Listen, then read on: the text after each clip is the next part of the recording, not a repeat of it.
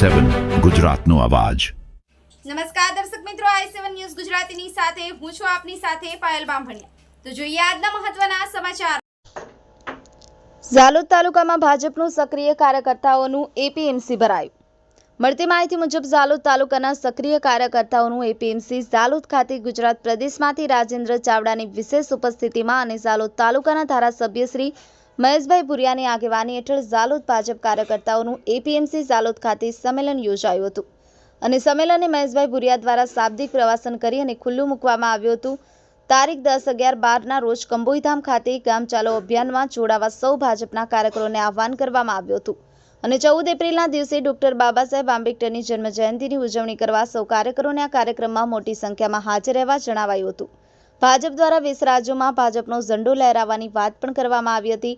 આવનાર પ્રોગ્રામમાં ઝાલોદ તાલુકાના જિલ્લા તાલુકાના સભ્યશ્રીઓ સરપંચશ્રીઓ ભાજપના તમામ કાર્યકરોને ઉપસ્થિત રહેવા જણાવવામાં આવ્યું હતું। બ્યુરો ચીફ કાળુભાઈ ડામોર સાથે cameraman sensing Bariya, i7 news Gujarati, Dahod.